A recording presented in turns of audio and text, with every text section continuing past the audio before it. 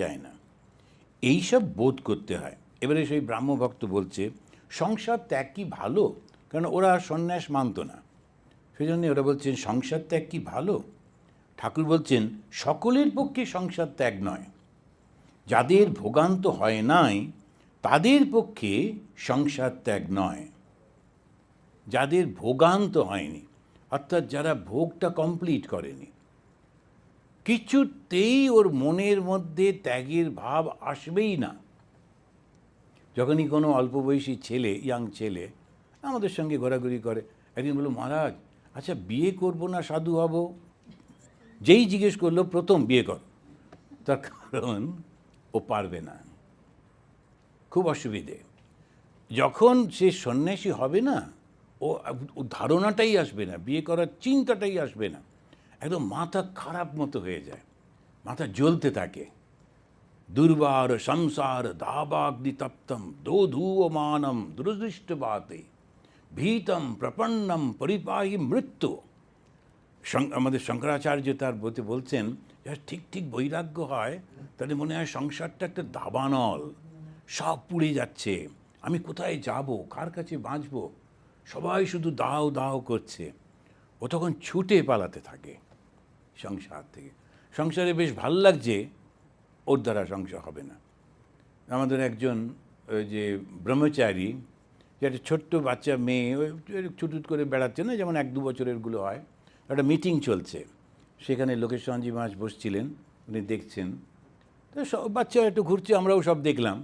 একটি ব্রহ্মচারী ওকে গিয়ে কোলে তুলে এই করে ওই করে, মহারাজ ওকে এমন করে দেখলেন, দেখে দেখে তারপরে যখন সব অনুষ্ঠান টনুষ্ঠান হয়ে গেছে, রাত্রিবেলায় খাওয়া দাওয়া সব হলো, তারপরে ওকে ডেকে বললেন তুমি বাড়ি চলে যাও, তুমি খুব ভালো মামা কাকা সব হতে পারবে, সন্ন্যাসী হতে পারবে না।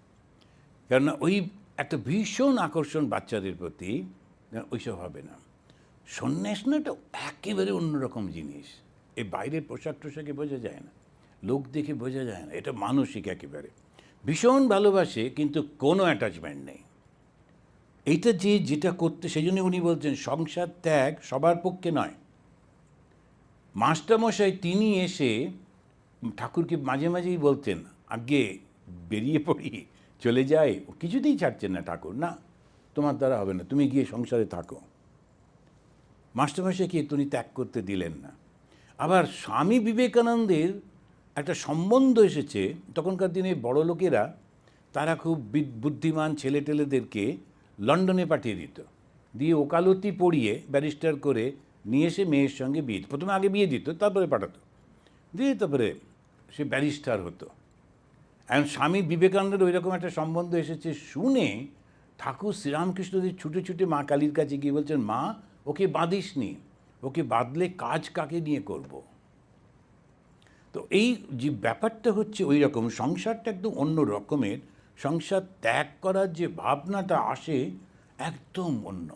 সন্ন্যাসী হয় পূর্বজন্মের কর্মফলে, কিন্তু হবার পর ভুলে যায়, গিয়ে নানান রকমের ভোগের মধ্যে ঢুকে পড়ে, আমাকে এরকম করতে হবে, এইটা খাবো ওইটা খাবো না। বিশেষ করে যারা এদেশের লোক, এদেশে এসেই শুনলাম ভেগান ভেগান এনা, মানে আগের গিয়ে আমাদের দেশে যা দেয় তাই খায়, এখন মুড়ি চানাচুর আর কি যেন তেলে ভাজা, তারপরে শুনলাম নাকি ওদের বেশি খেতে নেই, এত খাওয়া যাওয়া হয়ে গেছে এখন আর কি করা।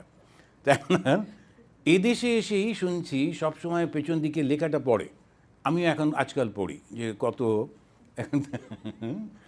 আমাদের দেশে পেছন দিকে লেখা থাকে কি আমি জানি না, থাকলেও কে দেখছে, খেয়ে দিলাম। এখন এই যে জিনিসগুলো এরা এত বেশি বডি কনসিয়াস ইত্যাদি ইত্যাদি হওয়ার পরেও নানান রকম এরকম করতে থাকে, সংসার এসব করবে না। তারপরে পূর্ব যে বংশের তার সম্পর্কে বলা, আমার এই ছিল ওই ছিল, আমার বাবা কাকা এনা তেনা, এই জায়গায় পড়েছি ওই জায়গায়, একেবারে বলবে না, কখনো বলবে না, কেন উই হ্যাভ বার্নড ইট। কখনো জিজ্ঞেসও করতে নেই সন্ন্যাসীদের, সন্ন্যাসীদের একমাত্র পরিচয় হচ্ছে গুরু। সেই জন্য যখনই সন্ন্যাসীর পরিচয় বলতে হয় গুরু কি নাম, কেননা গুরু পরম্পরাটা দেখতে হয়, গুরু কে ছিলেন, তাঁর গুরু কে ছিলেন, তাই গুরু পরম্পরাটা বুঝতে হয়। আমাদের কিন্তু বাবা মা না, ওই গুরু।